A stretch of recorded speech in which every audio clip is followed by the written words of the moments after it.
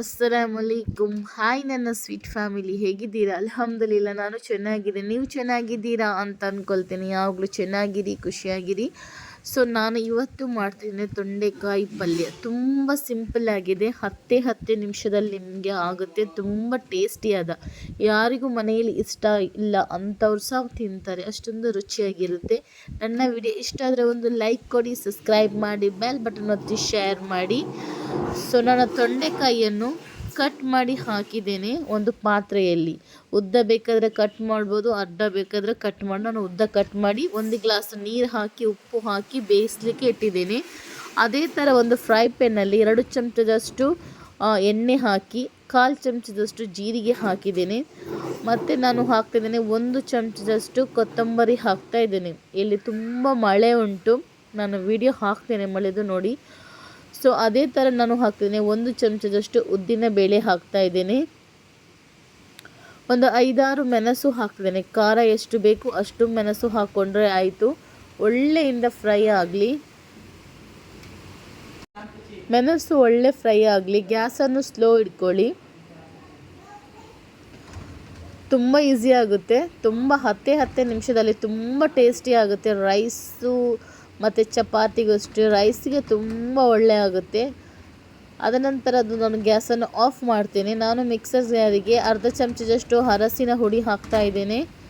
ಆಮೇಲೆ ನಾನು ಹಾಕ್ತಾ ಇದ್ದೇನೆ ತೆಂಗಿನಕಾಯಿ, ಕೊಬ್ಬರಿ ತೆಂಗಿನಕಾಯಿ ಹಾಕ್ತಿದ್ದೇನೆ. ನೀವು ಬೇಕಾದರೆ ಹಸಿ ತೆಂಗಿನಕಾಯಿಯೂ ಹಾಕ್ಬೋದು, ಒಣಗಿದ ತೆಂಗಿನಕಾಯಿ ಹಾಕ್ಬೋದು, ಯಾವುದೂ ಆಗುತ್ತೆ. ಆಮೇಲೆ ನಾನು ಹಾಕ್ತಾ ಇದ್ದೇನೆ ಫ್ರೈ ಮಾಡಿದ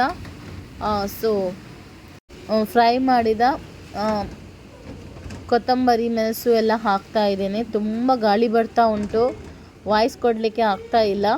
ಸೊ ಅದನ್ನು ನಾನು ಪುಡಿ ಮಾಡಿ ತಗೊಂಡು ಬಂದಿದ್ದೆ. ನೋಡ್ತಾ ಇದ್ದೀರಲ್ಲ, ನೀರು ಹಾಕಬೇಡಿ, ನೀರು ಹಾಕದೇ ಪುಡಿ ಮಾಡ್ಕೊಳ್ಳಿ. ಆಮೇಲೆ ನಾನು ಹಾಕ್ತಾ ಇದ್ದೇನೆ ಸ್ವಲ್ಪ ಅದೇ ಫ್ರೈ ಪ್ಯಾನಿಗೆ ಸ್ವಲ್ಪ ಎಣ್ಣೆ ಹಾಕ್ತಾ ಇದ್ದೇನೆ. ಎಣ್ಣೆ ಬಿಸಿಯಾದ ನಂತರ ಸಾಸಿವೆ ಹಾಕ್ತಾ ಇದ್ದೇನೆ. ಸಾಸಿವೆ ಸ್ವಲ್ಪ ಪಟಪಟ ಅಂತ ಹೇಳಲಿ. ಆಮೇಲೆ ನಾನು ಹಾಕ್ತಾಯಿದ್ದೇನೆ ಕರಿಬೇವು ಸೊಪ್ಪು ಹಾಕ್ತಾ ಇದ್ದೇನೆ. ತುಂಬ ಈಸಿ ಉಂಟು, ಸಿಂಪಲ್ ಆಗಿದೆ. ವಾಯ್ಸ್ ನಿಮಗೆ ಕೇಳ್ತಾ ಇಲ್ವಾ ಅಂತ ನಂಗೆ ಗೊತ್ತಿಲ್ಲ, ಯಾಕಂದರೆ ತುಂಬ ಮಳೆ ಇಲ್ಲಿ, ಹಾಗಾಗಿ. ಆಮೇಲೆ ನಾನು ಮಿಕ್ಸರಲ್ಲಿ ಗ್ರೈಂಡ್ ಮಾಡಿದ್ದು ಮಸಾಲವನ್ನು ಫ್ರೈ ಮಾಡ್ತಾ ಇದ್ದೀನಿ. ಅದಕ್ಕೆ ಹಾಕಿ ತುಂಬ ಒಳ್ಳೆಯಿಂದ ಫ್ರೈ ಮಾಡ್ಕೊಳ್ಳಿ ಎಣ್ಣೆಯಲ್ಲಿ. ಒಂದು 10 ನಿಮಿಷ ಆದರೂ ಫ್ರೈ ಮಾಡ್ಕೊಳ್ಳಿ. ಆಮೇಲೆ ನಾವು ತೊಂಡೆಕಾಯಿ ಬೇಯಿಸ್ಲಿಕ್ಕೆ ಇಟ್ಟಿದೆ ನೋಡಿ, ಅದು ಬೆಂದಿದೆ ಅಂತ ಒಂದು ಸತಿ ನೋಡ್ಕೊಳ್ಳಿ. ತೊಂಡೆಕಾಯಿಗೆ ಜಾಸ್ತಿ ನೀರು ಹಾಕಬೇಡಿ, 1 ಗ್ಲಾಸ್ ನೀರು ಹಾಕಿದರೆ ಸಾಕು. ತೊಂಡೆಕಾಯಿ ಮುಳುಗಿದಷ್ಟು ಹಾಕಿದರೆ ಸಾಕು. ತುಂಬ ಗಾಳಿ ಬರ್ತಾ ಉಂಟು ಇಲ್ಲಿ, ತುಂಬ ಅಂದರೆ ತುಂಬ ಜೋರು ಮಳೆ ನಮ್ಮ ಊರಲ್ಲಿ. ಯಾರ ಊರಲ್ಲಿ ತುಂಬ ಜೋರು ಮಳೆ ಬಂದಿದೆ ಅಂತ ಕಮೆಂಟ್ ಮುಖಾಂತರ ತಿಳಿಸಿ.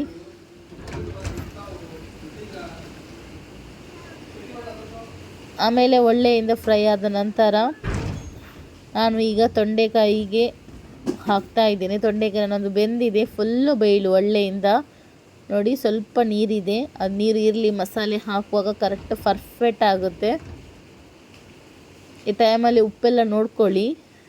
ಇದಕ್ಕೆ ಟೊಮೆಟೊ ಎಲ್ಲ ಹಾಕಲಿಕ್ಕಿಲ್ಲ, ಹುಳಿ ಎಲ್ಲ ಹಾಕಲಿಕ್ಕಿಲ್ಲ, ಯಾಕಂದರೆ ತೊಂಡೆಕಾಯಿ ಸ್ವಲ್ಪ ಹುಳಿ ಇರುತ್ತೆ ಅಲ್ವಾ. ಸೊ ಹಾಗಾಗಿ ನೋಡಿ, ಇದನ್ನು ಮಿಕ್ಸ್ ಮಾಡಿದರೆ ಆಯಿತು. ಇದನ್ನು ಮಿಕ್ಸ್ ಮಾಡಿದ ನಂತರ ಒಳ್ಳೆಯಿಂದ ಮಿಕ್ಸ್ ಮಾಡ್ಕೊಳ್ಳಿ. 10 ನಿಮಿಷ ಬೇಯಲಿ ಸಾಕು. ತೊಂಡೆಕಾಯಿ 10 ನಿಮಿಷ ಬೇಯುವಾಗ ಈ ಸೈಡಲ್ಲಿ ಮಸಾಲೆ ರೆಡಿ ಆಗುತ್ತೆ. ಅಷ್ಟೇ, ಒಂದು 5 ನಿಮಿಷ ಬೆಂದರೆ ರೆಡಿ ಆಯಿತು ನೋಡಿ. ಒಳ್ಳೆ ಟೇಸ್ಟಿ ಆಗುತ್ತೆ. ಸ್ವಲ್ಪ ನೀರು ಥರ ಇರಲಿ, ಒಣಗೆ ಥರ ಮಾಡಬೇಡಿ. ರೈಸ್ ಒಟ್ಟಿಗೆ ಸೂಪರ್ ಟೇಸ್ಟಿಯಾದ 10 ನಿಮಿಷದಲ್ಲಿ ನಿಮ್ಮ ಮದುವೆ ಶೈಲಿಯಲ್ಲಿ ನಿಮಗೆ ಸಿಗುತ್ತೆ, ಮದುವೆ ಸ್ಟೈಲಲ್ಲಿ. ಸೊ ನಮ್ಮ ತೊಂಡೆಕಾಯಿ ಪಲ್ಯ ರೆಸಿಪಿ ರೆಡಿ ಆಯಿತು. ನನ್ನ ವಿಡಿಯೋ ಇಷ್ಟ ಆದರೆ ಒಂದು ಲೈಕ್ ಕೊಡಿ, ಸಬ್ಸ್ಕ್ರೈಬ್ ಮಾಡಿ, ಬೆಲ್ ಬಟನ್ ಒತ್ತಿ, ಶೇರ್ ಮಾಡಿ, ಕಮೆಂಟ್ ಮಾಡಿ. ನಿಮ್ಮ ಪ್ರೀತಿ ಸದಾ ನನ್ನೊಟ್ಟಿಗೆ ಯಾವಾಗಲೂ ಇರಲಿ. ಸೊ ತೊಂಡೆಕಾಯಿ ಪಲ್ಯ ರೆಡಿ ಆಯಿತು.